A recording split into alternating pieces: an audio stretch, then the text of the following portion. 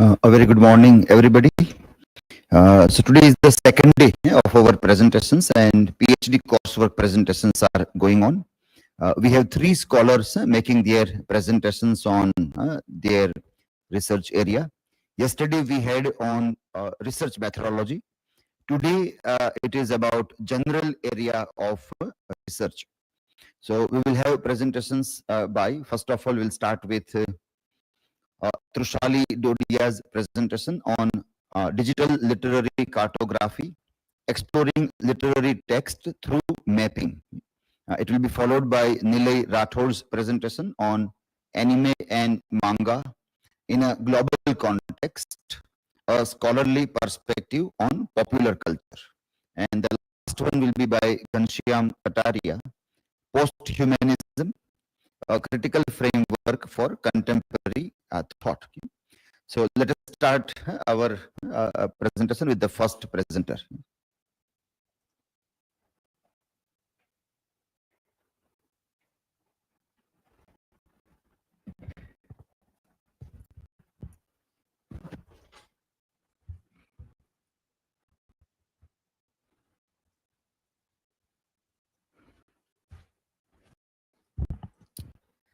Good morning, one and all present here.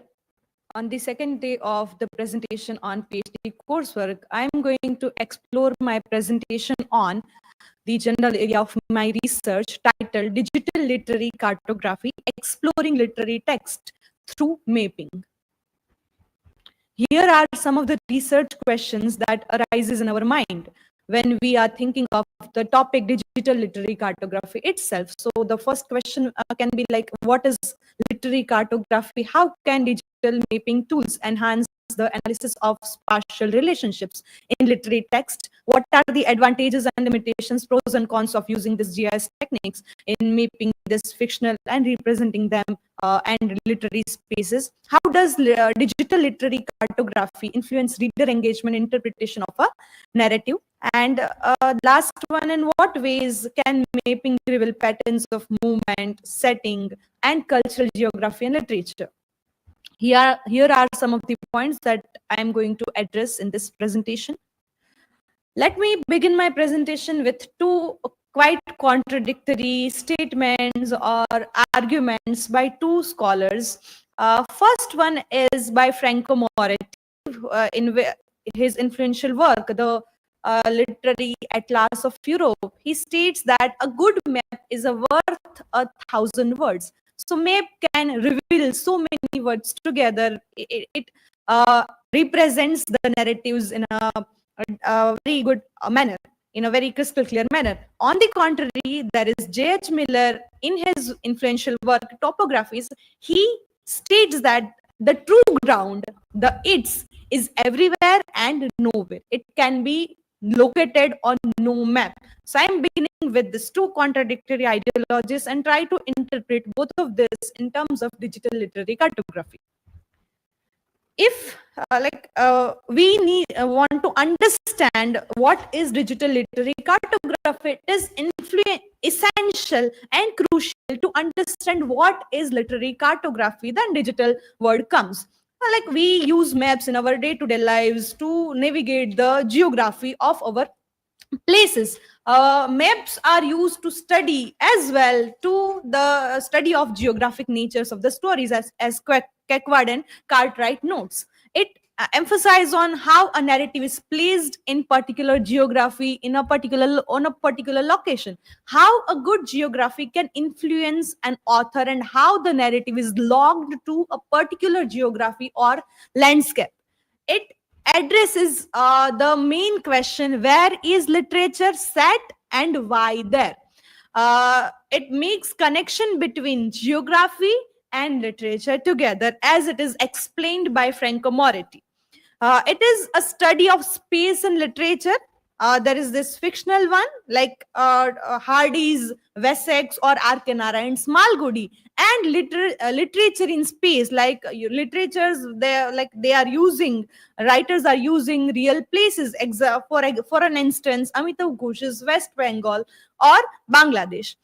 It highlights places bound nature of his literary forms, geometry, boundaries, spatial taboos, and favorite routes within the literary text itself. It brings light to an internal logic of narrative, why it is placed there, what was the reason of that setting, all the aspects. Semiotic dimension around which a plot coalesces and self organizes. This mapping of the literature involves two sort of mappings. First one is events and locations, and second one is journeys and timelines throughout the narrative itself. A map, as Thomas describes, a map itself can tell a story about space, decisions, and meaning. Why sudden changes in places? Why the moving is there? Maps are not fixed objective representation but dynamic emergent practices that are continually produced, interpreted, and reshaped through the interplay of people, tool, and context. So map are not just fixed, they are rather an dynamic interpretation of the textual journeys and people and contexts. In the Cartography of Fictional Words, which is the editorial of the cartographic journal itself, there is this distinction given, literary cartography and literary geography. So if we need to if we want to understand literary cartography, we need to understand the concept of both as well.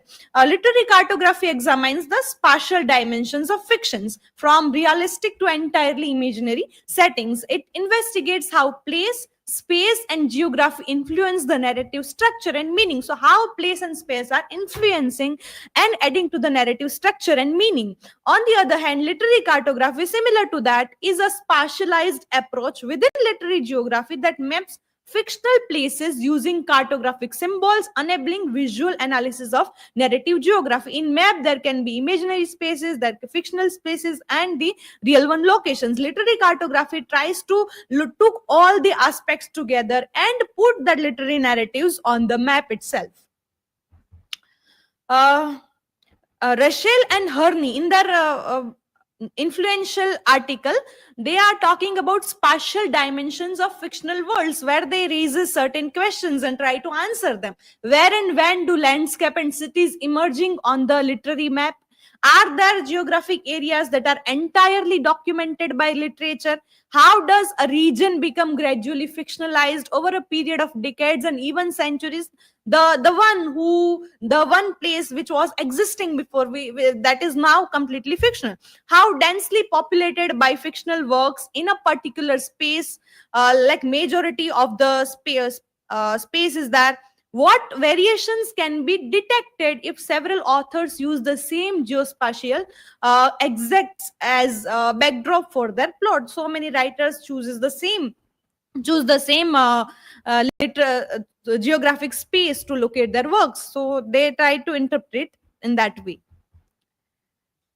Now let me trace the history of mapping. If we want to know the present digital literary cartography, it is essential to look back when it started. So the literary history of literary mapping, if we see backward, the way we can find the maps within the literature itself, as Mukherjee describes in one of his influential work, Maps in Literature. But officially in the early 20th century, the term literary geography was first used by William Sharp in 1904 to discuss how fiction engages with place. That this doesn't mean that earlier it was not there, but the term was coined in this century. 1990s to 1950s, there was mainly descriptive analysis, focus on realistic versus imaginary setting, and there was limited cartographic representations. Moving from that towards 1980s, there was occasional hand-drawn maps of novels like J.R.R. Tolkien's Middle-earth. Mapping used mainly for illustrative purpose, no more than that. Coming to 1990s, Franco Moretti's work that we referred in the beginning of of this presentation, The At Last of European Novel, which popularizes thematic and comparative literary maps. How we can visualize the narrative of the literary text itself. 2000 onwards to the present, there is this growing interest in spatial humanities using the GIS techniques and other digital tools with the arrival or emergence of internet and web resources. Interactive mapping tools, which enables animated layer and database linked literary map, shift towards interdisciplinary collaboration between literary scholars, geographers, and digital humanists. And still there are new technologies coming up, and we don't know what next will come in this area and how the shift will be there in the upcoming days. Digital, like we use digital maps, Google Maps in our everyday lives, using digital mapping platforms to explore literary cartography, literary texts. Digital literary mapping is still an emerging field, as we have seen in the previous slide. There the map makers like map makers are constructing new theoretical frameworks and critical paradigms to understand both potentials and limitations of geospatial technologies, because the technologies and mapping while studying the literary text may have certain limitations that we'll discuss in the later part of the presentation. While digital literary cartography is a more dynamic and engaging than traditional mapping systems, because it is a sort of interactive practice. A user can zoom it, scroll it, explores various layers of meanings, places. There is integration of multimedia, images, videos, and narrative content, which adds on the meaning to what is being placed on the digital map itself. So it becomes quite easy to navigate the places and try to understand the literary text. Importance of geotechnologies for literary cartographies. There are two main reasons of their significance. First one is analytic versatility. Digital mapping technologies enable new analytic possibilities and spatial questions related to mapping artistic representation of spaces and places, as writers do use various places to navigate their stories, try to establish their meaning. And second one is web presence and accessibility. Their availability online has expanded the reach and spread of literary texts, as there are certain projects as there are certain projects existing and still they are emerging. Digital maps are a spatial media that transmits and reshapes the narrative, which plays an important role in signifying the text that emerges in the here and now of a particular engagement. There are four internal or interrelated challenges of or for digital literary map makers. Why map? Why do we need to map that text? How we map that? What to map? And what is beyond there that is left?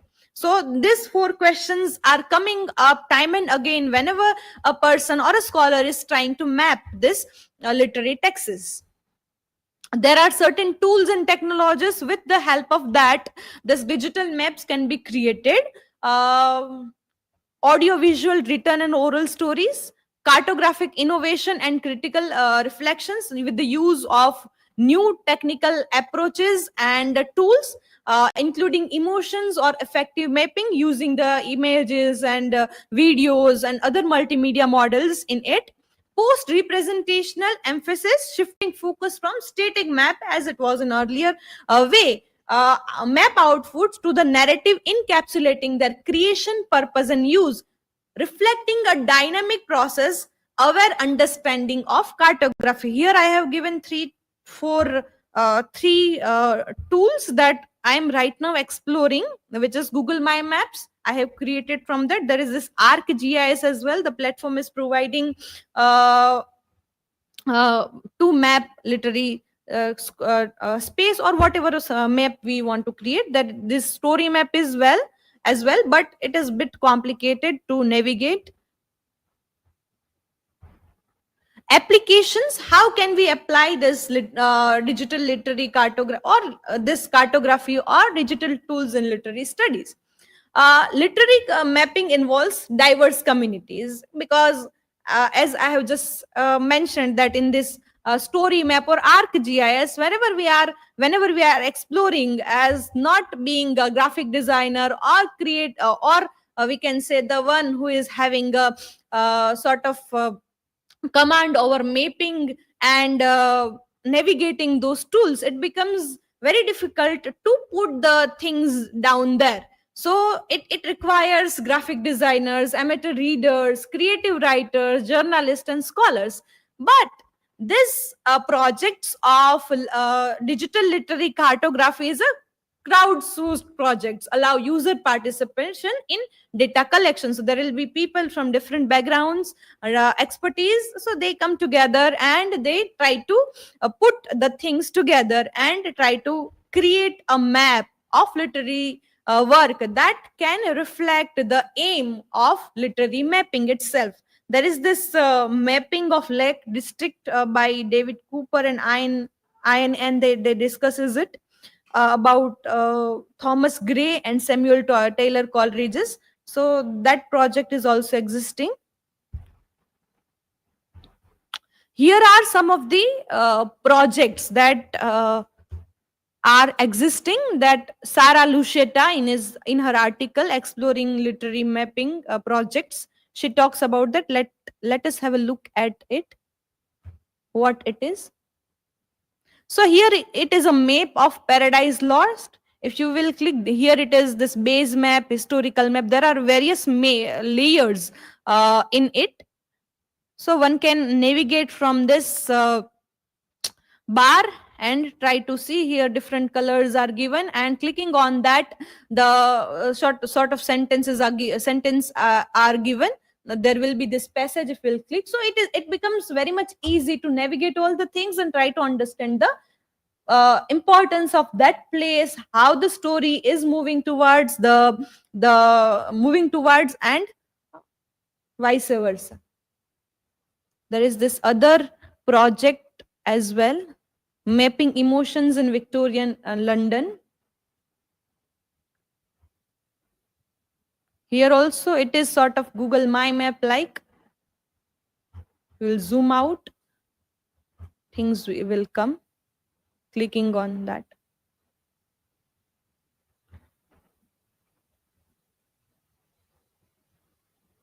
But the map of Paradise Lost is quite interesting to analyze in that sense.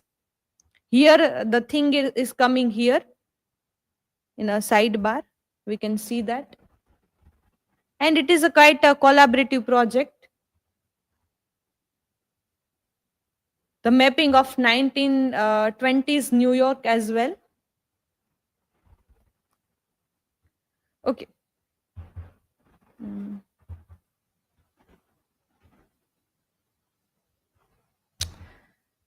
Okay, so far we have seen digital mapping and digital mapping project. What is it? How can we navigate it? But the most important part that I, as a research scholar of that area, need to see is challenges itself, because digital literary cartography comes up with so many challenges together.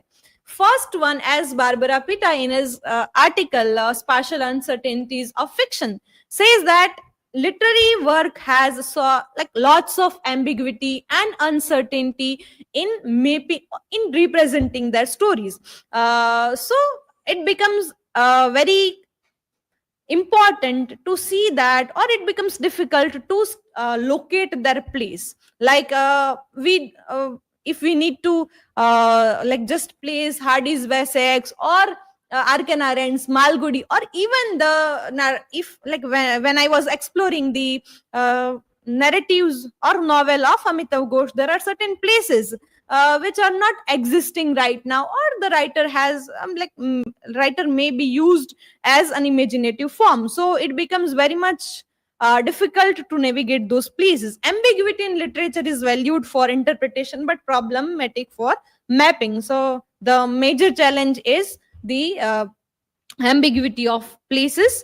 GIS can handle some uncertainties, but literary cartography faces multiple uncertainty factors such as author's creative freedom, multiple names and terms for the same place, so it becomes very difficult. vague geographical concepts, variations in reader interpretations, and difficulties in representing fuzzy geographics. So all those factors that becomes very much difficult to navigate due to this uh, factors. There are additional complications, like sometimes mapping increases ambiguity itself. Maps are not binding interpretations. They are tools for exploration and question generation. So here are the other boundaries comes. Mapping is one stage in interpretation, not the conclusion. And we use to map the stories for the better interpretation of the story, how the places are there, why there, how they are contributing to the whole narrative of the story itself. Not it do not bring the conclusion. There is this potential for blending narrative, time and spatiality, and emotional and subjectivity. The question of emotion and subjectivity comes as Thomas discusses in his work. So it is very much difficult to emerge emotion out of maps, as whenever we read a novel or a book we will be having that, but in map it becomes it becomes difficult. So we need to keep the point in mind that it is for interpretation, not for the conclusion. So it adds on our understanding, not it's not because of drawing the conclusion. Mapping is framed as interpretive. Digital map prompts further question through both what they show, what they omit. It will omit certain things, and what they show may not always provide definitive literary geographical explanation.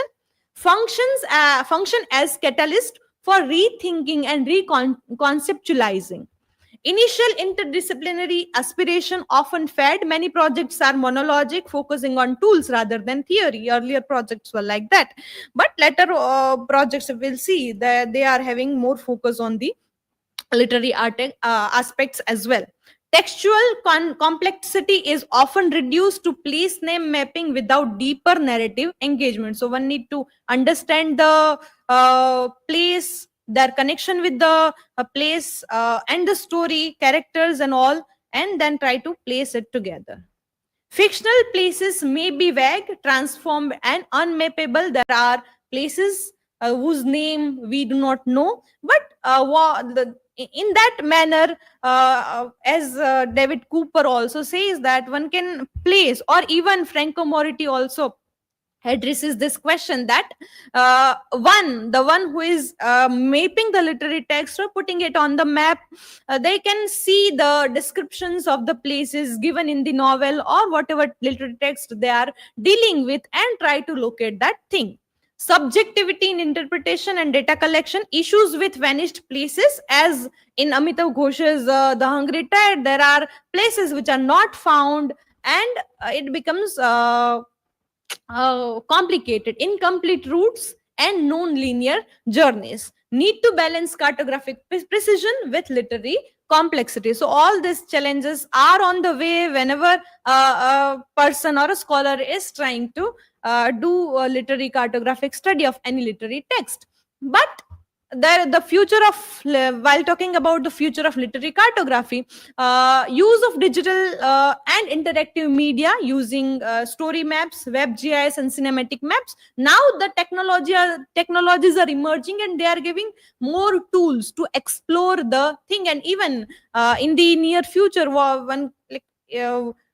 don't know what comes next, and we can get more tools to do this literary cartography, digital literary cartography, in a very interpretive manner. Integration of multiple narratives, personal stories, historical accounts, and mapping. Maps as tools for critical storytelling, not just geographic visualization.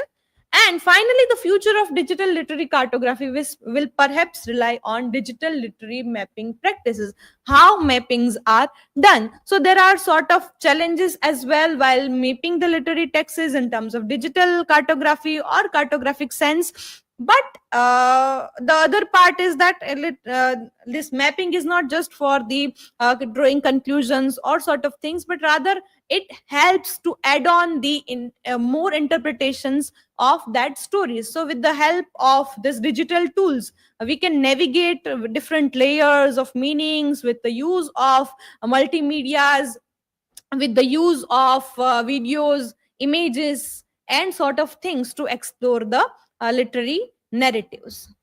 So the topic is itself complicated to understand. At first sight it seems very crystal clear, but when we dive deeper, referring to articles having different ideologies, different arguments, it becomes we as a scholar may doubt on these things. How can we do it? Here are the list of references. This is all about my presentation.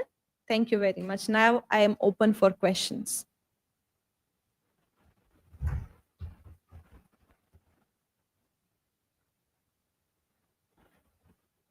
So my question is, have you found any authorial cartography where author is cartographing their own works? Unlike the reader-generated literary maps, does it make any difference? So far, I have reviewed the literature or maps. I haven't found any author contributing to the literary cartography itself. There are other people who are doing the cartographic representation of their work. So I need to explore it. It will make an interesting argument in my research as well.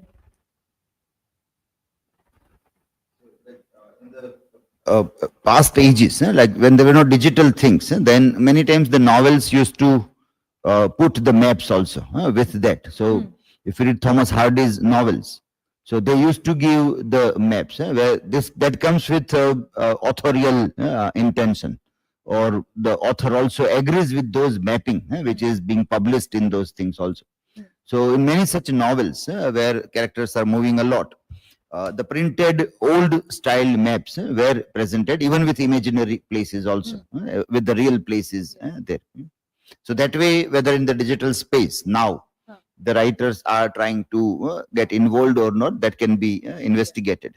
Even in this maps in literature, this Ghanshyam also trying to see that as well. The main point you mentioned about how writers have used maps within their literary text. It can be seen like that. Yeah, so if they have given a map in any form, it will be a printed text, it will be a printed map, it will not be a digital one.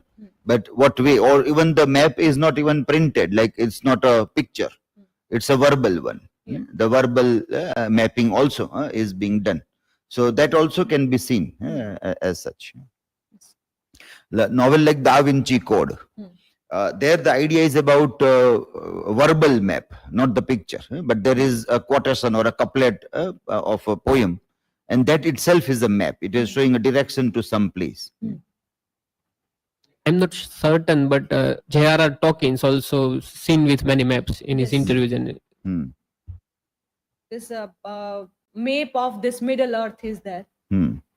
Description of that. That also, like the older epic is this one also, hell, heaven, that all mapping is being done. Divine Comedy, epic poem has a map of hell. So that also you can bring in if you have not gone through in literature review, that what way all this epic poem also used to map the things, and pictures are also drawn of that mapping. Divine Comedy, the map of hell. This.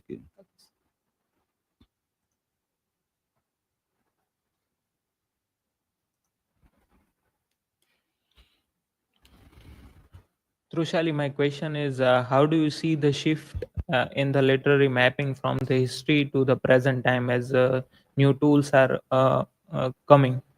Yes, in the earlier time, as sir has also mentioned, and I also mentioned in one of my slides, that earlier the maps were there in literature, but with the help of or emergence of internet and digital tools, it has given a rise of digital literary cartography, using digital tools of mapping to interpret and present that narrative through that. So earlier there was this just a map or a sort of story that is being conveyed through this in terms of this literary cartography. But with the help of the digital literary mapping tools, it is giving a more clear, crystal clear ways of mapping. We can zoom it, we can have multiple layer together, we can have more than one map within a single map, we can click over there, try to get an explanation, and we can navigate the whole story through the clicks. So it becomes very much interesting to explore the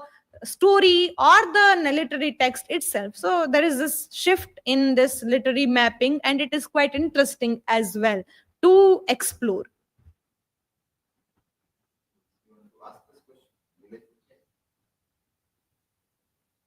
So, are there any cultural consideration when mapping a real or imagined geographies from the text? So, the cartographers are very particular about history, but are there any cultural considerations? See, as far as I have studied till now, culture is shaped history and culture. One of my point in my research is as well the connection between historical and cultural memory. History and cultural identities are the carriers of any place and space and any stories. So might be the historians may deny certain things, but as and when we are dealing with literary text, we need to map the real and imagined, both the worlds. So historical consideration, so the cultural aspects also like represent are also getting represented in that imagined geographies from literary text. Can you more specifically tell, because I'm unable to understand the question itself? Question is simple, that while cartographing, the spaces are mapped as it was in the history, as it was in the novel or the work itself. But while mapping, do you find anything that they are also making a space for that place that was in cultural context, how it might have looked in that culture? So yeah, it is the integral part of mapping any literary text, because literature is all about cultural memory, and culture is interlinked with the literature. So literary cartography is not just about historical consideration. The cultural aspect is must, is in the novels, short stories, plays, all those carries their memories and try to locate that, because each and every person has their story to tell within any literary text. So there is a deep distinction between that, when historians and the mapping practices that are general, and when it is coming to literary cartography, it tries to put all the things together. Even this Thomas Hardy's West, if it is Thomas Hardy's Wessex, if it is Arkenarens Malgudis, the places are not even existing, which are the creation of the minds of writers itself, and even if they are carrying the cultural norms as well. So both the things are getting down. But when it is coming to literary cartography or mapping the literary text, cultural places are very much important. As in Amitav Ghosh's Gun Island, there is this shrine of Mansa Devi that we can not find on any of the islands. There are certain references, and I was going through the certain internet resources of the stories of Mansa Devi or shrine of the Gun Island. It is that, but we cannot really place the shrine anywhere on the Bangladesh. So on anywhere in the islands of Sundarban. So we just need to try to see the locations described around that place in the novel or in the literary text, and try to interpret culturally and put that on the map. So in that way, this question can be seen. Yeah. So what needs to be seen is this, that if the narrator is making a character travel either on the road or flying or through sea route, there should be some meaning in that. So why only that specific, not the another mode of journey, how it is connected with the entire literary narrative. Second, where they are going, which place, that place must have some historical, cultural, social relevance. So if some characters are going to Kashi, then there must be some connection about what Kashi is known for. What are the cultural relevance of Kashi or any place which is historically relevant. So if people are going there, then is that connection there or not? As a cartographer, how do they read this space? And then comes imagined spaces also in that. So what way they try to read or connect, that needs to be seen in this case. Basically what you need to look at the things like the main research question will try to probe the relationship between space, text, and a meaning. So how are they connected? What is the space? Space is social space, cultural space, historical space, geographical space. Everything comes there. Then there is a text and how the meaning, they interplay with each other. Then a kind of a claim that digital cartography uncovers hidden spatial patterns. So something that when I read only text as a words, then that pattern is not visible. But doing this reading makes some hidden patterns visible, which is reshaping the original interpreters. So that has to happen somehow in the research. If that doesn't happen, then again the research will not be able to make a proper space also. And third, which is a practical outcome which you can look for, that is when we join both this theoretical insights and practical outputs, how we can give a kind of a solution or a new kind of interactive maps where this is available. Like when we travel and we use Google Map or Maple India a map, it will show there is petrol pump here, there is a restaurant here, that all. Now if somebody wants to take a literary journey, so map doesn't show that this is a place where this author was born or this text is shaping here. That is completely absent right now. So one can say that this kind of researches of digital cartography can add one more layer to the existing maps. So when we go for satellite map, we get a satellite, we got only road map, then we got road, these are layers and the Google map. Now one more map is literary map. So when people are going across, they may come to that on this road, so-and-so character has also traveled. Here they had a fight. Here they had a love. So that all also can be added also. Some poets are living, writers have lived there, then that also can come. So that can be some practical outcome. One can say that what is the relevance of your map? So you can say there's a huge gap. Now the maps do not have literature. One layer can be added. So this is the beginning with Amitav Ghosh.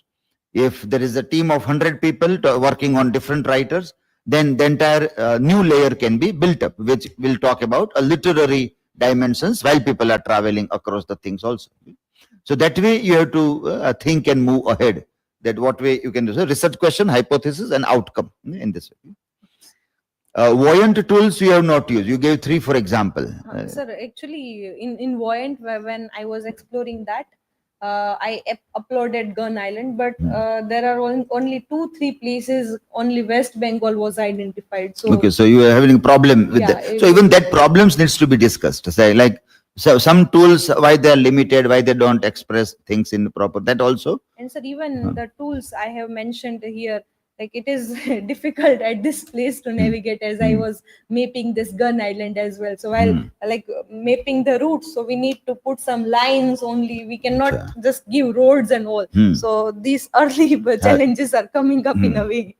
So that you have to, like, you have to work out image. If there are imaginary places, then you have to edit the map, and then you have to work on that. So where that place might be. Based on other descriptions. So then you locate that place there, and then you draw a line. You have to draw the map in that case. But sir, the way it is in the maps of like the map we are using in our day-to-day lives, all the roads and all the things, it is quite difficult at very first sight, because while I have mapped it, the journeys of gun merchant and all the characters in the novel. So we just need to put a straight line. We don't know where they went, because in the novel they have just given that the character moved from West Bengal to Goa, then the islands of Maldives. So the route, we just put a straight line. We don't give all the curves, all the curves in the also, place.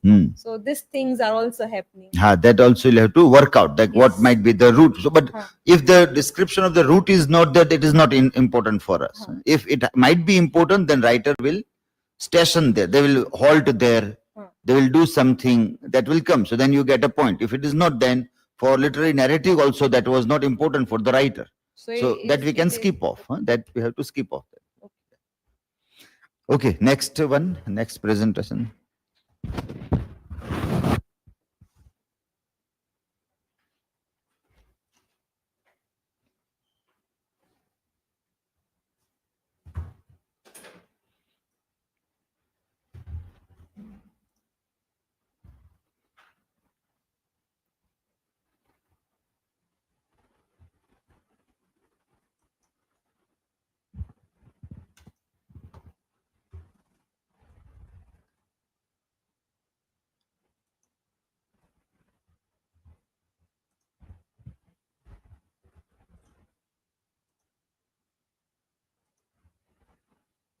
Very good morning to all of you. I am Nilay Rathod, and today for the paper 2 general area of research, I am going to present on anime and manga in global market, a scholarly perspective on popular culture. So we'll try to locate how the anime and manga are located in different contexts. Like, let's say for global perspective and industrial, then we have popular culture, then we have media studies, then also we have Japanese studies as well. So also there is one paper on academic discourse as well. So let's see. So for this presentation, we'll move from global phenomena to academic perspective, then from fan culture, then censorship and regulations to at last industry and globalization. The first one, so global phenomena. So as Pierre Bourdieu, he says that legitimate global culture is shaped by hierarchies. So here we see that how popular culture as well as Bourdieu described is a low culture, and in Western medias and in Western industries, it is from historically it has been divided and seen as a low culture. But whereas fans, the fandom sees the anime as high culture. So there are also perspective of taste. So and many such like Burnt, he argues that Japanese popular media includes anime, manga, and the widespread of global discourse.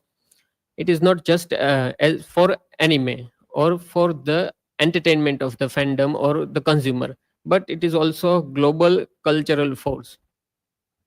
So, and particularly, it has been recognized as an international phenomena since late 1970s, influencing global market and shaping the diverse fan cultures.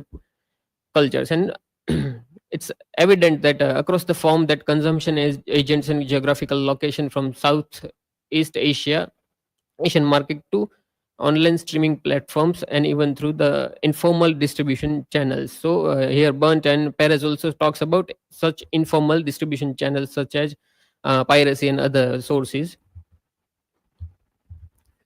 So key concept and definition. So what is anime and what is manga? So here Burnt and Perez, both these scholars are trying to locate that how anime or manga is located in different contexts. So anime, which is often seen as a representative of object within Japanese studies, specifically through its definition, though its definition varies, fan equates it with Japanese animation, while academics may distinguish it from a border animation studies or in media studies or in cultural studies as well.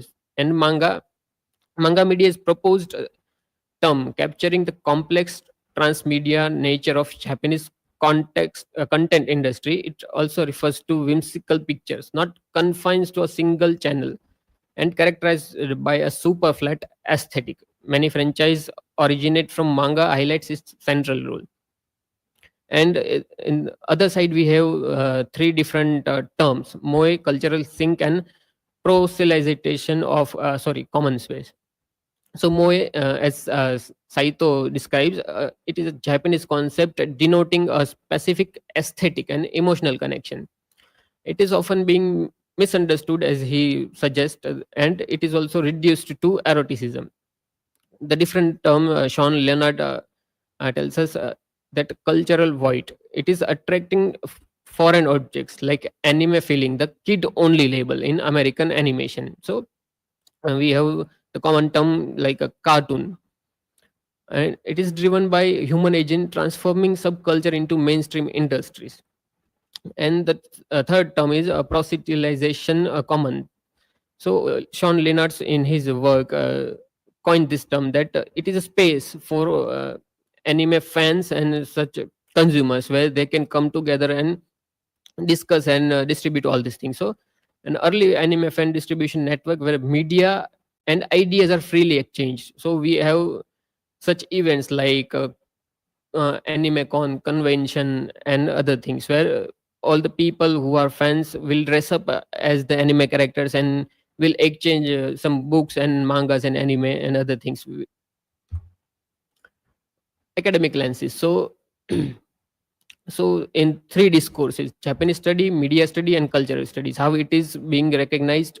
So in Japanese study, traditionally it is categorized by what is studies, often submissing anime under Japanese popular culture. It focuses on the national aspect and transnational media, but can face challenges in methodological reconciliation with media studies. So in media studies, it emphasizes on a relation and modality of forms, treating anime as mode of techno-social existence. It focuses on how anime functions within media, environment, and other things. Whereas we come to cultural studies, it offers a crucial insight but has an irregular presence, often critic for reductionist views, the culture, power, and other struggle, and reception studies as well. So, fan culture and driving global engagement, the evaluation of the whole fan influence and anime. So, first of all, pre-industry era. So, transcultural consumption in the early stages, pop cosmopolitans spread anime knowledge and enthusiasm internationally before official industry support and initial the global pull. Second, we have fan began proselytization common. So Denison also suggests that fan subtitles and video revolutionize industry. Initially, is useful for industry to identify market. Fan subs operate as open space where they welcome all. So in US in around the 1970s and 60s, where anime was not so popular, but uh, where some cultural and other things were not so good for the fans. So in America, they depicted anime as cartoon, and other fans who liked it. So they did that the anime which was not dubbed in English. So they, without being any, let's say, from a director or the producers, they tried to provide subtitle of their own, and from there on the fan subbing the word and the movement started. And the third one, digital era and industry concern, the rise of digisub and peer-to-peer sharing escalated industry concerns over piracy. Speed of translation became a competitive factor among fan groups, driven by fan demand for timely releases. So as we have seen that the directors and the producers are not providing subtitle officially, so the fans try to force it out of the directors, and resistance. So fans participatory acts, consumption sharing and fan subbing, although with piracy and other things, it can embody the queer resistance against heterosexist hegemony and censorship as seen in boys love genre. It originates from Dream Damn Girl meme satirical counter narrative against Chinese internet censorship. We'll also see how Chinese are subbing these animes. So here we also should look at that cultural paradigm of Stuart Hall. The distinction he is making between cultural paradigm and structuralist paradigm, that media is shaped by power and ideology. That is the cultural approach, and the structuralist is how it is being interpreted and controlled by industry and regulation. Also, it is being actively interpreted by fan. So censorship and regulatory hurdles. First one, legal challenges and criminalization. Manga and anime face increasing scrutiny globally, with fictional depiction of characters appealing as minor, sometimes falling under child pornography definition, leading to conviction.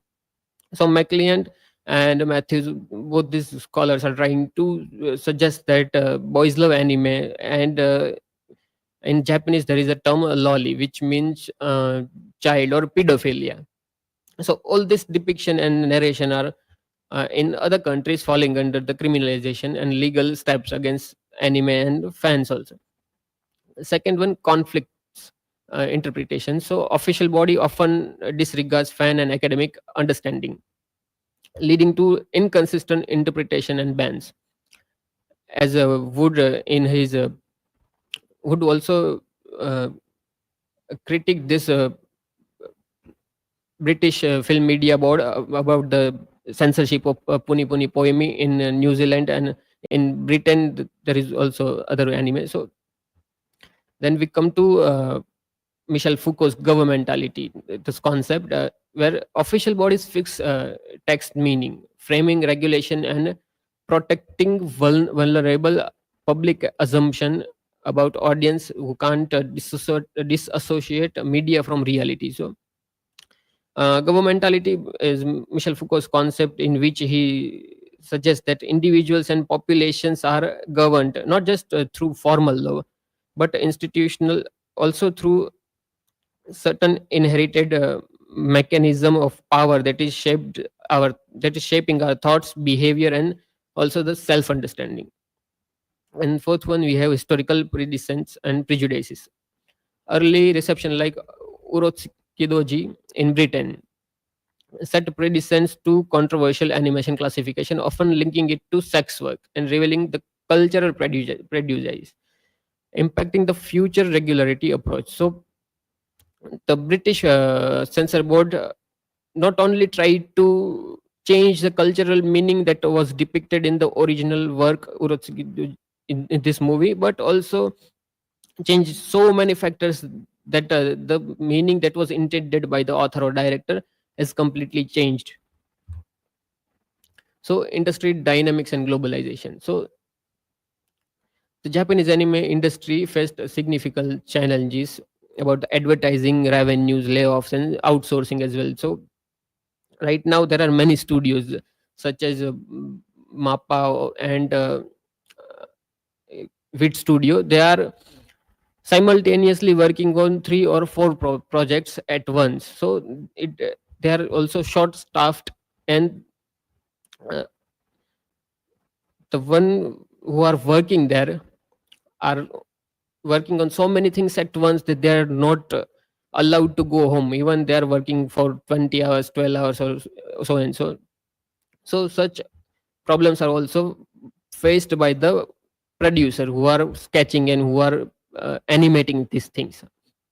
Also industry also leveraged innovative strategies such as media mix approach popularized by Japanese advertising agencies. This involves elaborate cross-media campaign integrating manga, anime, and merchandise, turning anime production company into cost center within broader committees rather than primary profit center. So here we can connect Henry Jenkins' concept about convergence culture.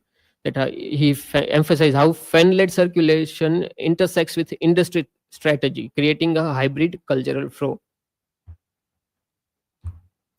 So, key takeaways, and before that, I would like to add something also. So, we have otaku culture from Kinsella, where she is talking about moral panic. So, this fan-led culture is in around 1960s in US resulted into moral panics, where all the fans were asking about the reveals and the censorship being taken away. Often this led to controls narrative, not simply as we have seen in British censorship board, that they are also trying to cover what was intended and what is depicted. And Pierre Bourdieu also in his distinction talks about legitimate culture. and social hierarchies. So from top down, where in the top the producers are controlling everything and distributing, and from bottom to top, from the bottom culture, when fan, they are also registering, they are also creating some things out of it, they are also changing the whole structure of it.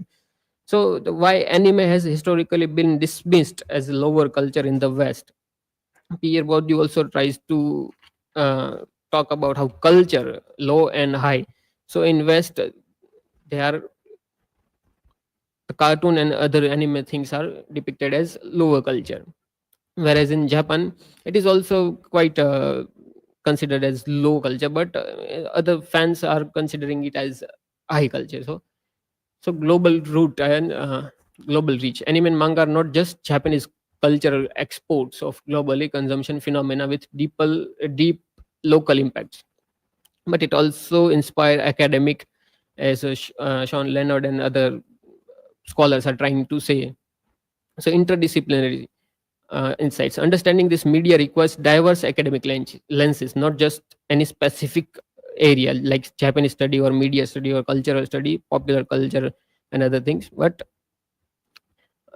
it can, if seen in broader context, put more unique perspective on the production, consumption, and other things. So fans are passive consumer.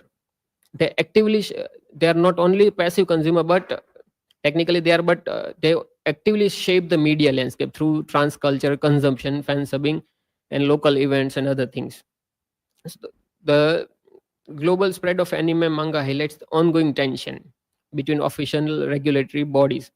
So through this fan subbing, and Trushali's topic was also about cartography. So there are many animes which are animated in the real world, in Japan itself, but through the fan subbing and the economical consumption of making it as a franchise. So travelers are more than delighted to go there and visit this place and take photographies as well. So these are the works cited. Okay, thank you.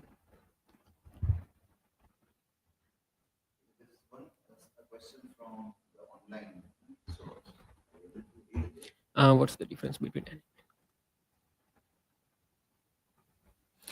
okay, so what is the difference? Gohila, Yes. Aditya Rajna, Yeah. online, he is asking this. Yeah. Okay, yes.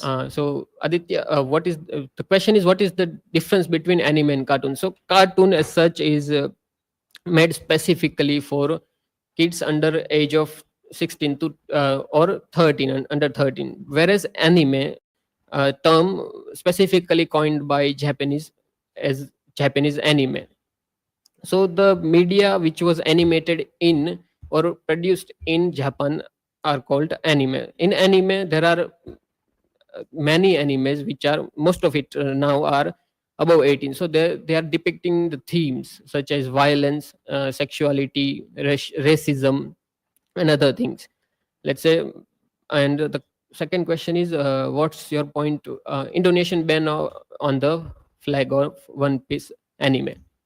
Now, this So, I think you discussed yes. yesterday also. Yes, no? I also Yeah. discussed this yesterday in my presentation, that Indonesia is not putting a ban on the flag itself, but they are trying to resist that the people are putting the flag with Indonesian flag.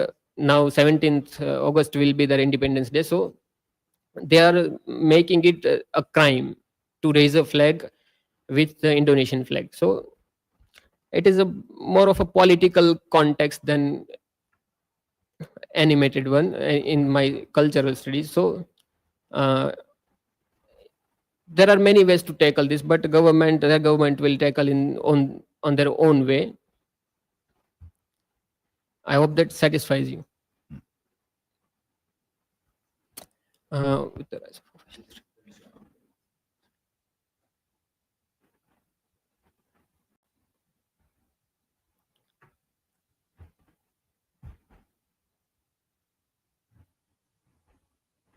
My question is, with the rise of official streaming platforms like Crunchyrolls, and it provides global release of animes, do you think the role of proselytization commons is still relevant for fans?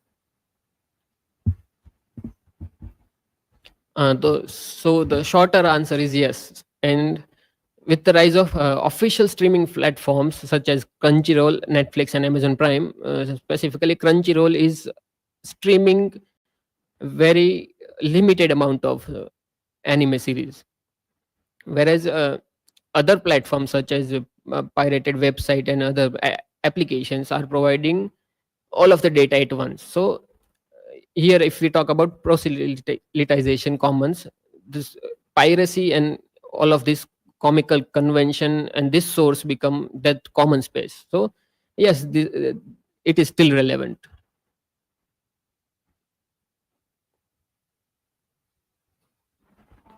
As you mentioned in your presentation about the framewares and the bans related to N, or as a part of that partial, could you explain why this NN gets banned in the first place, and what the scenario would be if those bans were banning some ethical concerns related to it? Okay, so the ban about being lifted. So if the themes are not so much uh,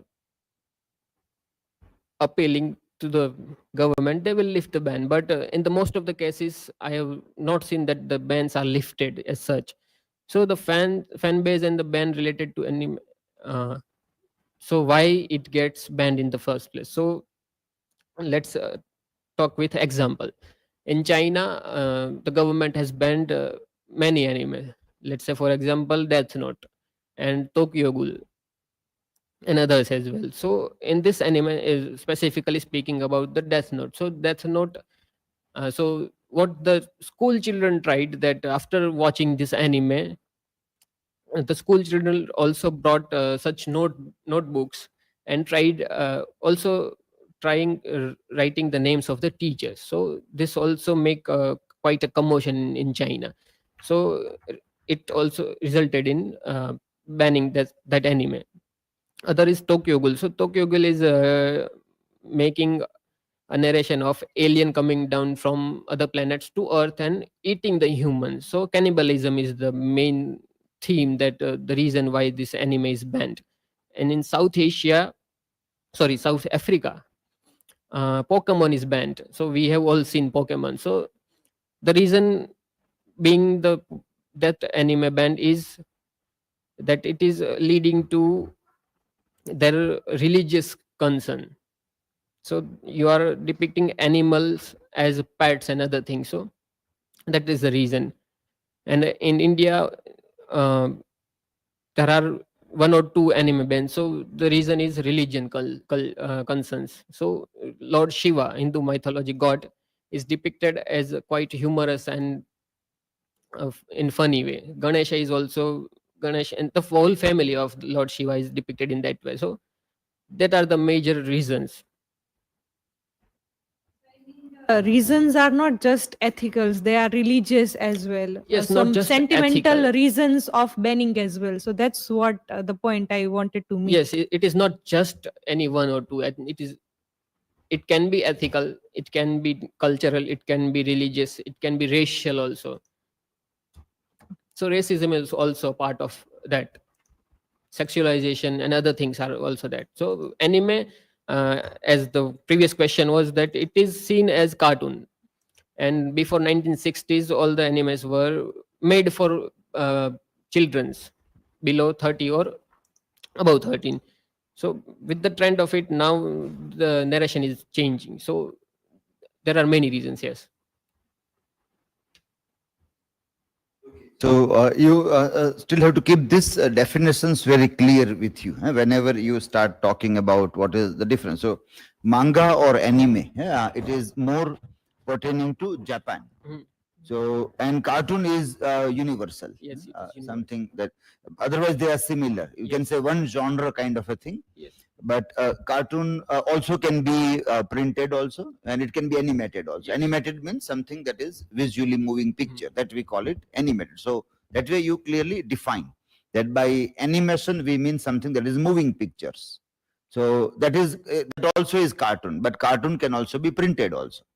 So manga becomes the books, Yes. the printed books, and when they are again turned into moving pictures, then it becomes an animated version of that. If it is Japan, then manga and anime, cartoon for everybody. Now cartoons can be for children and for grown up also, because we Yes. have many animated films like Lion King Lion or King. several, like recently also one on Narsimha Avatar. Narsimha Avatar. So that are not only for children, so it can be for any age group depending upon the subject content.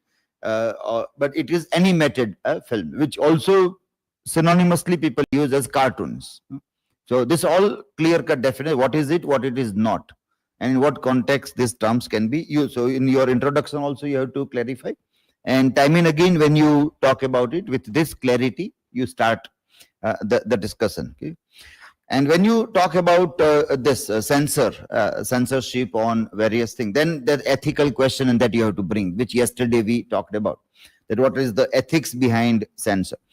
Now, after discussing that, you can also, you are also questioning this also, and this you have to concentrate that censorship of anime, manga is less about protecting youth or on ethical side, and it is more about maintaining cultural and political hegemony.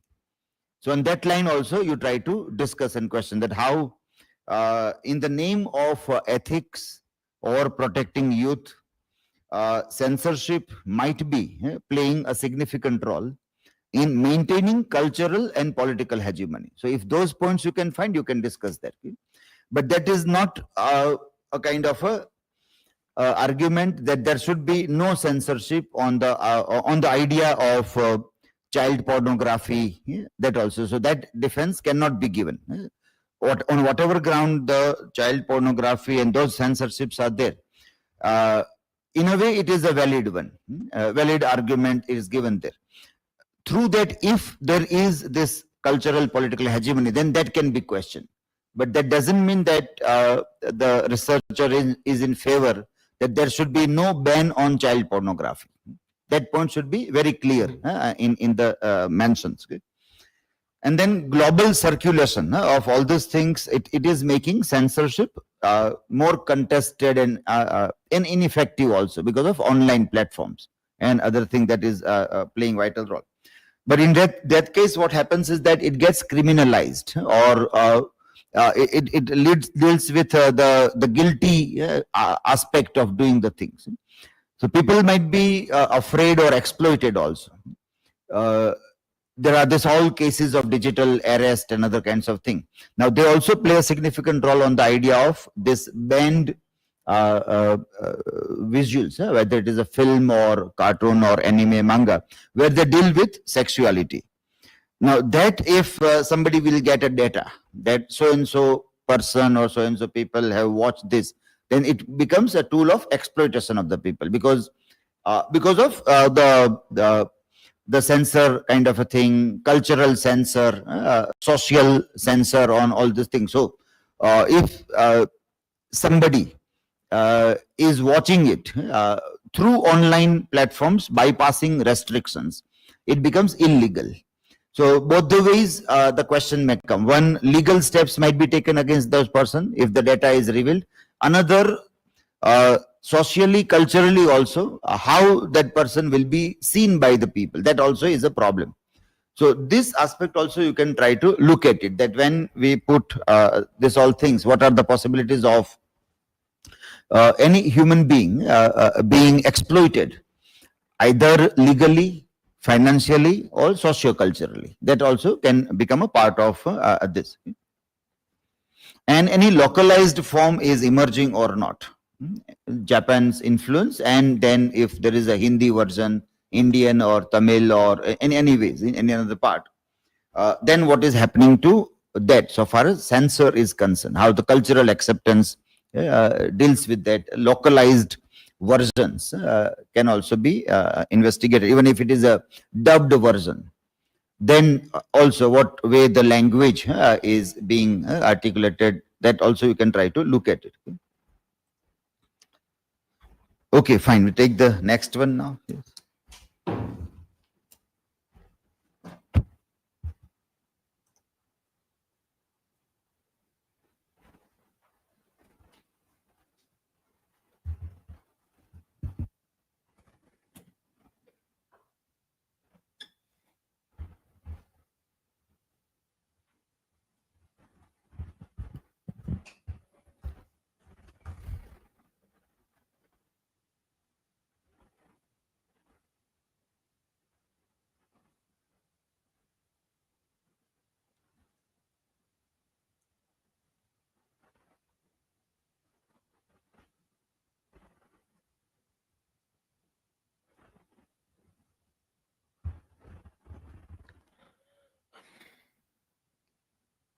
Hello everyone, my name is Katariya Ghanshyam, and today for the general area of research presentation, I will give overview of about the theory of posthumanism.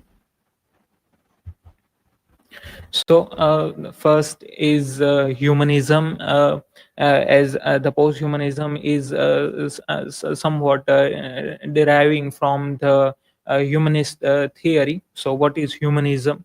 Humanism is the study of this individual subject and the composite feature we now recognize as the human. It treats the human subject as the center of the world, which is influenced by the human's thoughts and action. The freedom of the individual to pursue his choice is treated as the central to the human subject. Humanism historical developed into a civilizational model which shaped a certain area of Europe as a coincide with the universalization power of a self-reflexive reason. This self-aggregation vision assumed that Europe is not just a geopolitical location, but rather a universal attitude of the human mind that can lead its quality to any suitable subject. So humanism developed as the human is the human subject is the center of the universe, and his actions and his will is the one that motivates all the things around him. And Rosie Berdotti is saying that as the humanism was invented or was progressed in the European setting, it has the civilizational model of the Europe, as the Europe is the geopolitical location, or rather universal attribute for this humanism idea. Than the human in the humanism, as we have already discussed, that human is the center for this idea of humanism. The term human is traditionally taken to be a subject, one who is conscious of his or her self, marked by rational thinking intelligence, who is able to plot his or her own course of action depending on his her needs, desires and wish, and as a result of his her actions produces history. The human as a traditional been treated as a male and universal. It is always treated in the singular, the human, and as a set of features or condition which are rationality, authority, autonomy and agency. The truth of the human, of what it means to be human, lies that it is to say in the rational mind or soul, which is entirely distinct from the body. So badminton is also trying to define what is human. So it is he is more like giving this idea of rational mind and distinct from the body, like what Rene Descartes is was trying to say, that I think therefore I am. So he's distincting this idea of human. Then transhumanism or popular posthumanism. Now we are shifting from humanism to posthumanism, and here Pramod K. Nair is defining posthumanism into two different two distinction. First is a popular posthumanism, which he identify as a transhumanism, and second one is critical posthumanism. So is here the transhumanism. This strand, more a hagiography of a technomodification of the human, argues that technological and biological modification will improve the human. This implies that there is a distinctive entity identifiable as the human, a human self or a person, which can do with some improvement. This strand of posthumanism refused to see the human as a construct amneshed with other forms of life, and treats technology as a means of adding to already existing human abilities and of filling the lack of in the human. This version of posthumanism is usually referred to as a transhumanism. So and this transhumanism is more reflected into the popular culture or films, which have this tendency to construct this human with technological enhancement. Now, the critical posthumanism. Posthumanism as a philosophical approach involves a rethinking of the very idea of subjectivity, because it sees human subjectivity as an assemblage co-evolving with machines and animals. Here, in the critical posthumanism, the human is not the center of the world, but it is an assemblage of all the things around. Here, the all the things, the other animals, other entities, nature is also as signifiable as the human. Here, all the things are co-evolving and as much responsible for other, not just a human. And now, the traits of post-human, the human as a co-evolving, sharing ecosystem, life process, genetic material with animals and other life forms. So it is like what is others are existing. Before that, there was also existence of some other species, or it was evolving to human. Now, second is technology not as a mere prosthesis to human identity, but as a integral to it. Now that the human is co-evolving and an assemblage of all the things around, the technology is also part of that. And as the technology is evolving, and it is evolving the human itself. Now, the important aspect or the concept in the posthumanism is the cyborg. So while we are talking about posthumanism, there is we have to also identify this also. Donna Haraway in the Cyborg Manifesto tries to define what is a cyborg. So she says that a cyborg is a cybernetic organism, a hybrid of machine and organism, a creature of social reality as well as a creature of fiction. Contemporary science fiction is full of cyborgs, creatures, simultaneously animal and machine, who populate worlds ambiguous, natural, and crafted. Modern medicine is also full of cyborgs, of couplings between organism and machines, each conceived as a coded device in intimacy and with a power that were not generated in the history of sexuality. Cyborg sex restores some of the lovely replicability, barrack of firms, and invertibilities. So here, Haraway is trying to identify that as the evolution process is going on, the cyborgs are also there to be seen into the combination of animals and machines, and into the new like in medicine there is prosthetics, or gene engineering, or all the other things that connects the technology to humans. So it is a part of social reality, as well as we find it in the fictions also, or in the literature, or in the films. Posthumanism, the condition of now we are discussing, quite against his. Now Descartes, here the badminton was theorizing posthumanism, and in that he brings Descartes idea of, if he experiments that if a monkey is was introduced to a prosthetic monkey, then it will clearly identify that whether the monkey is real or not.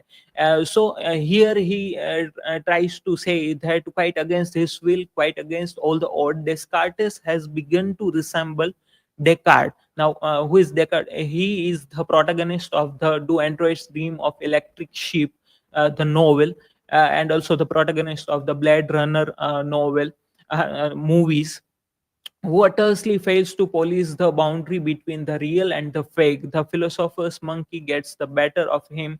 It monkeys around with humanism, refusing merely to ape the human. It becomes a simian simulacrum, a copy which there is no longer an original. So now, when we are talking about posthuman or cyborg, then it is into reality that we now that is the boundary is blurred to identify what is human or what is post-human, or whether we are still the human who the Descartes or other humanist thinkers were believing that who moves the universe by the action and will, and whether we are that human, or now we are evolving into post-human, or uh, that now Stephen Herberger is here tries to give some of the examples of how the technology is taking over the human life, and how the technology is advancing and evolving the human also. There are he identifies many examples from various articles that published stories about things like um, um, those things like stem cell, and of the prosthetics, and the artificial retina, and all the things that are now the part of the human life, that modifies the human. It makes it is evolving with the human, and it is evolving the human itself. Herbacher identifies the contemporary posthumanist culture as a media culture and film culture. Technologization and mediatization go hand in hand, the process of social posthumanization. This circumstances has provoked a number of prominent apocalyptic formulation, not least in the work of Jean Baudrillard.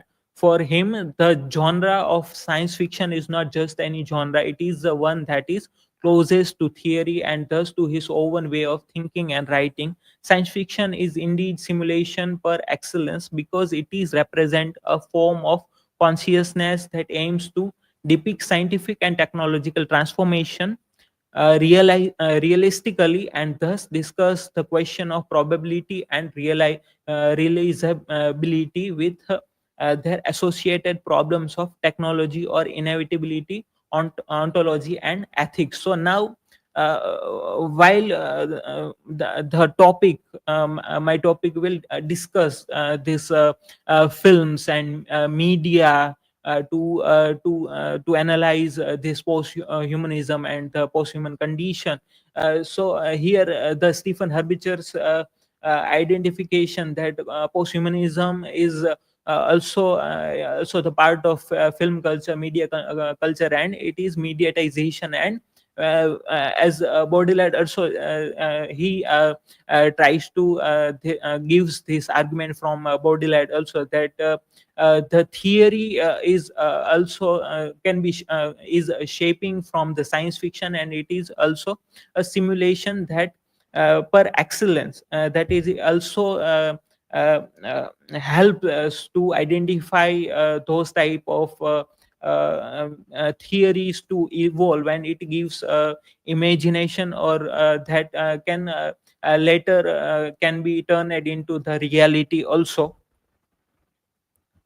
In the conclusion here, Jake Layton's article, The Ridicule of Time, he is discussing bioethics and posthumanism, and how it is shaped by the science fiction, or the reading of the science fiction. So he's saying the relation of science fiction to concept of the posthumanism is only one example of the many ways literary critics could enrich the discourse around important social issues. Expert in bioethics and medical humanities are generally receptive to literary approaches to the question they study. It is our own discipline that has been slow to take up the challenge. Literary reflection on the posthumanism have much to offer society. It is up to us to bring the analysis of the posthumanism to bear on problems with tangible impact on the patients, healthcare provides, and scientific policy. So here is talking about bioethics and medicine, and also the post-human condition and post-humanism, that how the literary analysis or the study of all the things can offer something valuable to the society, or the policy making, or the consideration of ethics. Um so it is very much important to study the science fiction literature, or films, so that it can add up to the knowledge system of what is existing right now. This is my resources, and now you can ask me questions.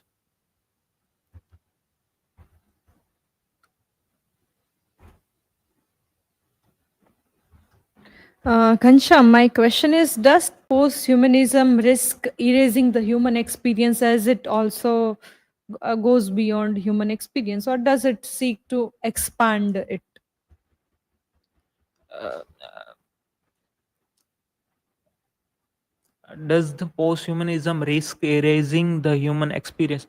No, I think the discussion is about that, how we evolve from humanism to posthumanism, while the human in us is still remaining, but it is evolving into something else, what the humanist thinker was thinking while they were discussing humanism.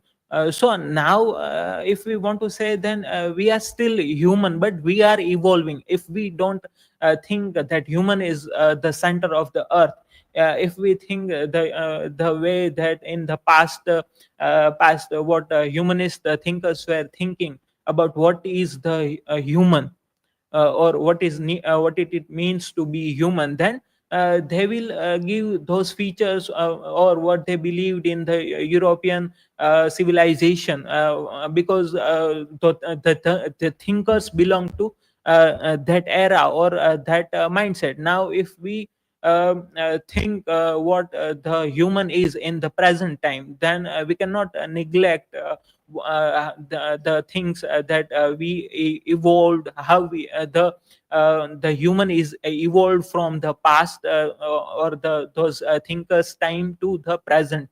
So there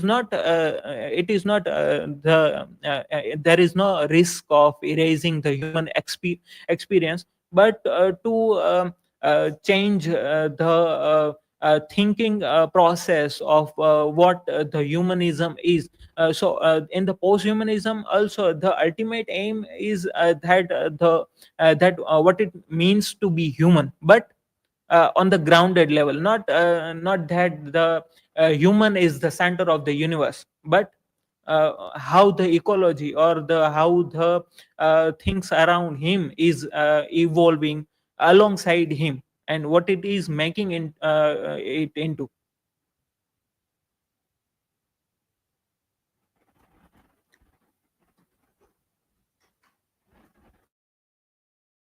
Yes. Question is, in the future, is it possible that post-humans being will be granted any rights, as it is in the movies like Blade Runner?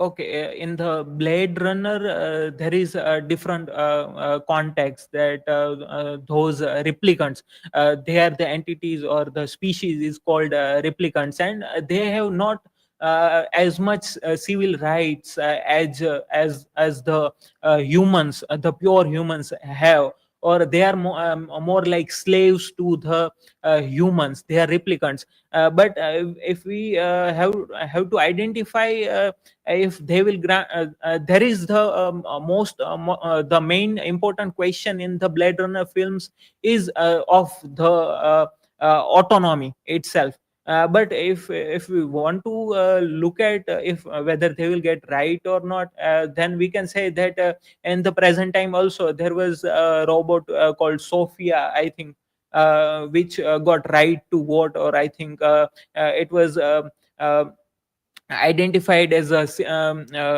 citizen of UAE, I think. So it can be possible if the policy makers or those in the power position, with how they are thinking, or also if the most important aspect of is that if we are relying on their consciousness, or how do we give them the right, at what extent the rights are given to them, are based on all the ethical thinkers and policy makers.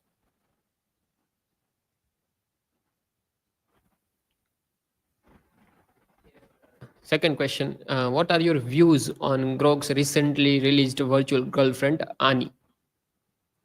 Uh, okay, I have not yet seen this Grok's virtual girlfriend. I have not no experience of this, but once I will go get to know about this more, I will answer the question, I think.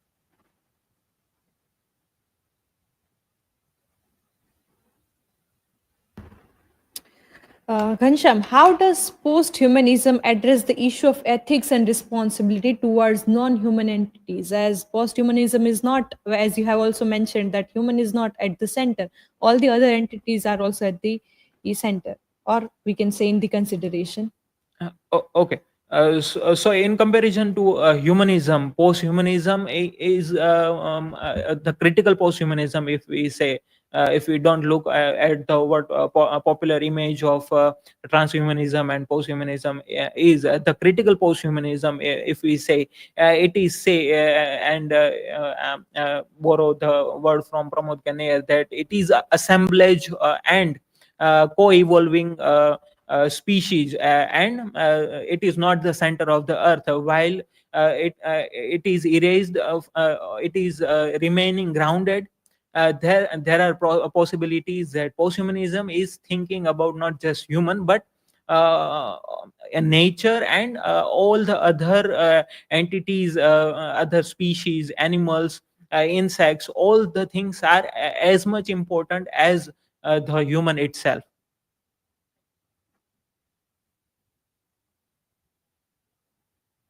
Okay, so the post-humanism, the very concept is like anti-human. Post word, if we read in a context like something that tries to destroy what came earlier, or death of something, post-colonialism, post-modernity.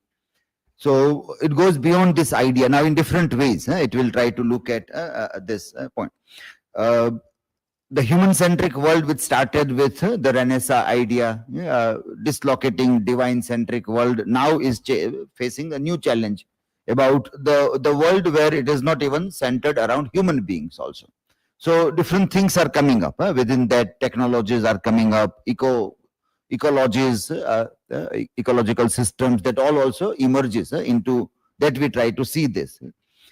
So when we try to decenter this anthropocentrism with the help of this, how will we be able to, like, what are the imaginations in your literary text that you are going to see, or whatever theories you have reviewed? It tries to say that what way non-human agencies will also be equated with humans. Non-human agencies like animals, plants, machines, ecosystems, that all matter with the human. That is first thing. Second challenge will come at two levels, at a body level and at mind level. So biotechnology will emerge and will try to re-engineer human body with different prosthetics. So I may not have one hand, but now I may have that artificial limb. But I may say that I have a poor hand. I am not able to develop my muscles. So I will go for the prosthetic muscle which has more power. It may give me more energy in my legs or body also. The bodily, how it plays a vital role. Now, so when I am disabled, I take a help is one thing. But I want to enhance my capacity. So I am going for biotechnology or genetic engineering. that what will happen then. What happens to body now happens to mind also. So neuroscience. And the farthest imagination that we can do is like inserting a chip in the mind, which will operate like this generative AI. So by the time I think and ask question to myself, I get an answer generated from the chip. But that is very far-fetched imagination and probably may not happen while we are alive also. But in different way, if I use these tools as an external, as a mobile or as a device, and then I work, and the one who is not able to do this and they work, or how am I shaped? My mind, my consciousness is shaped with the help of algorithm generated responses, because we interact with society and we grow as a human being. Now we interact with generative AI tools, and then we grow in knowledge, in our understanding, and that will happen more and more. We'll become more habituated with this. So at neuroscience level also, all this algorithm, and they will also take a control of that. So at body level, how the human is being challenged. At cognitive level, neuroscience level, how the human is being challenged. And within all these things like plants, animals, within that how we see human identity as that. So in this case, have you reviewed anything, or what is the stance that you can try to take for this? Okay, in this how the nanotechnology or the biotechnology will take over the humanity. I have seen. I have not included into my primary resource, but there was a movie about this nanotechnology. It was Transcendence. In this movie, there was focusing on what if the biotechnology, nanotechnology can enhance the human. Then it can take shape of any type. In that movie, first was it was described that what if the mind can be uploaded into computer. And the second was the nanotechnology. If the nanotechnology or biotechnology can be merged, and then what will happen to the world. So in the protagonist was in the positive side, that the death of the protagonist results into the mind uploading into the computer, and then he tries to improve the condition of nature and all the living things to make it better. But the initial problem was discussed, that other characters were confused whether this person is the same person who died or not, because there are many emotions suppressed into the human minds, many experience that we don't want to reveal, and many things that we hide from what we describe to others. So all the things at the neurological level, whether the computer was able to grasp, and whether the same person is this person, or he is trying to take over the world. So that question was identified into that. And there was also discussed the possibility that the nanotechnology and biotechnology, if it can evolve, then it can definitely give the overall development of the nature also. But if it is in the safe hand, or we can rely on to that technology, or it can be poisonous, that type of thinking was also there. There was another movie, the Rapo Man. In that movie, the also, and the Altered Carbon web series from the Netflix, there is the idea of that if we can put a chip into the human mind, so that we can transfer the memory of one human to another, so we can transfer bodies. Also in the Rapoman, there are peoples who don't want the organ they have, or they want it to modify. Like if I am not able to hear clearly, then I will put a speaker and microphone that is developed that way to that we can put at or the artificial heart or artificial liver or eye, so we can transfer into it. But there was this question also raised that then it will become another capitalization or economical benefit, that those who have wealth and they can have eternal life by their wealth, that they can transfer good body, young body, and those who have those don't have money, they will have a poor body or another body that they don't want to live. Like a young man will transferred into the old man's body, or in the repo man there was this system of loan and EMI. If the person is not able to repay the loan or EMI, then there will come a collector and they will kill or get that modified organ. So that was also that type of representation is presented in various movies. Also in the movies I have selected as primary sources, there are iRobot, where the protagonist of a police officer, he is having artificial limb, and there is the robot protagonist, which is completely have a robotic body, but now it has gained consciousness. Now he is aware of himself.